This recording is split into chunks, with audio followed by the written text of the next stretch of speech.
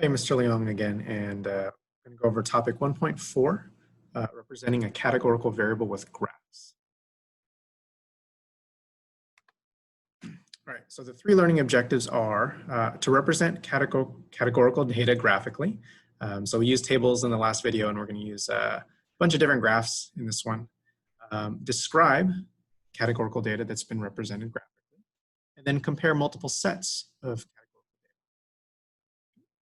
All right, so I'm going to share with you, let's see, this website here that is very useful for creating graphs. It's called staplet.com. And so what I've done is I've taken the context in our last video is like preferred method of communication, and I've basically just input the four different category groups here, as well as the frequencies. And then we're gonna just let the software generate all the different kind of graphs to represent this categorical data. Okay. So I clicked begin analysis. And so the first type of graph that we can use to represent categorical data is a bar chart. Okay. So we have the four different groups down here on the horizontal axis. And notice that it's been labeled with the variable name preferred method. And then we have frequency over here on the vertical axis. So essentially the height of the bar tells us how many students fall into each one of those groups. And so it's much easier to spot like, oh, where's the highest bar, as opposed to like, oh, searching through the table and trying to find the biggest number. In this case, they're both pretty simple because it's a relatively small data set. But you know, here we can very easily tell that, okay, text messaging is the most popular, it's the tallest bar. Facebook is the least popular, it's the shortest bar. Now we can change frequency. Remember, it's just counts into relative frequency, which converts it to percents. Notice that the overall visual of the graph didn't really change much. It's just the scale here on the vertical axis that changed. Okay. So that's your bar chart. That's probably the most basic or standard graph for categorical data. We can do what's called a segmented bar chart, which is where we take all those bars and stack them up. Okay. And so if we're using percentages, then once they're all stacked together, the total height is going to be 100%. Okay. And so we can kind of use the mouse here to go through each of the categories and see, okay, still Facebook is the least popular, text messaging is the most popular. I really like this method, one, because it shows each category as a part of a larger whole. And secondly, if I were to ever have to draw one of these graphs freehand, you know, rectangles are very easy for me to draw. Whereas on the other hand, a pie chart, right, I'm not so good at drawing circles, right? My circles tend to come out looking like ovals. So this would be a difficult graph to produce by hand, but it essentially represents the same thing that the segmented bar graph does, right? We have the entire circle representing the whole group or the whole data set, and then the different slices representing each of the categories, and the size of the slice is relative to the percentage of that category. Okay, so the same idea is here, is we have the entire rectangle represents the whole, and then each little segment here represents a different category and their size according to the percentages. So I really like the segmented bar chart.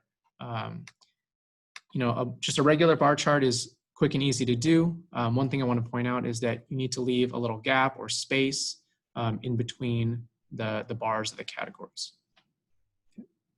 All right, so the other thing I want to do is take a look at comparing categorical data from different sets of data.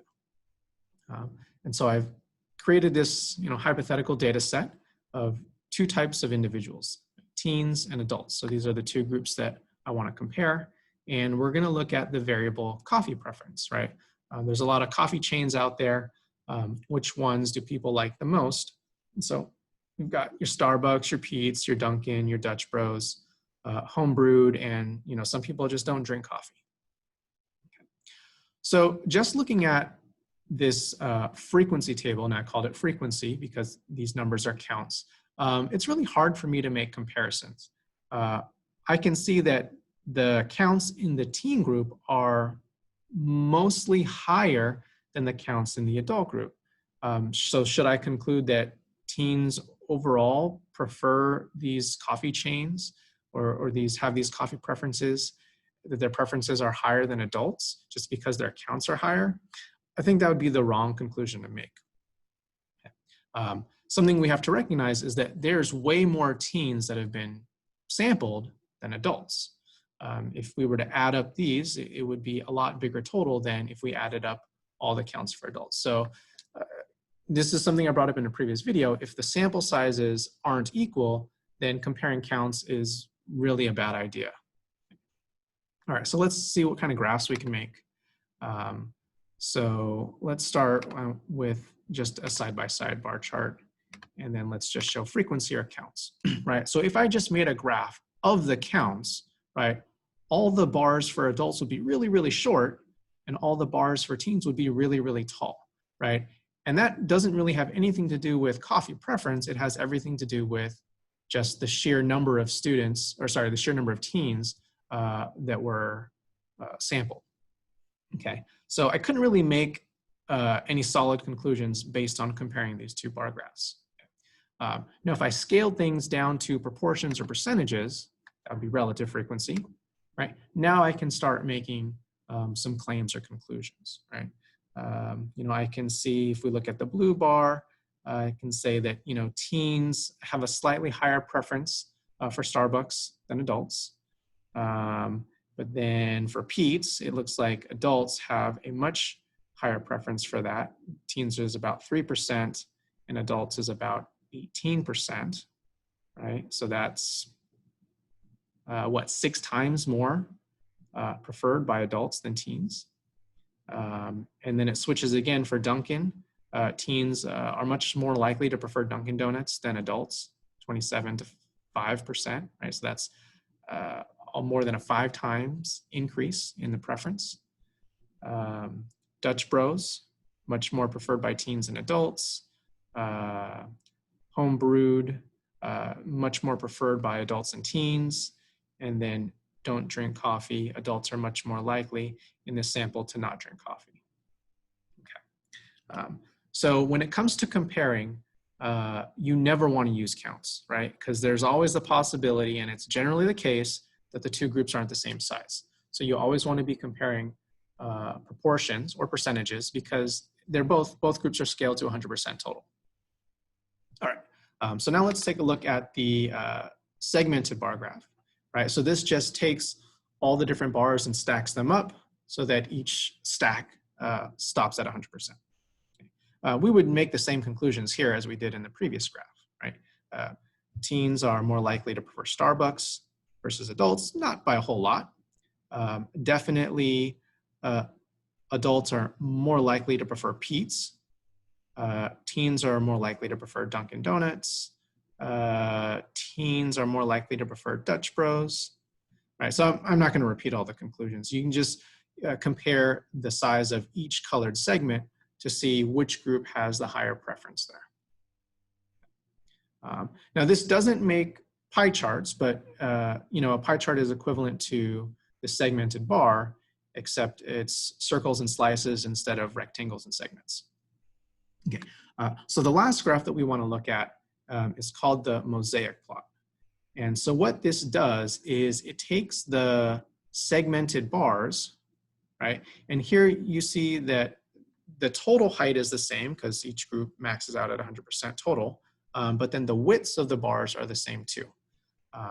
What the Mosaic Plot does is it preserves the height of each segment, but it changes the width to give us a representation of how big each sample was, right? So the teen bars are much wider just to show that there were way more teens sampled than adults, right? And that's why the adult segments here are very narrow and skinny because we didn't sample a whole lot of adults relative to teens.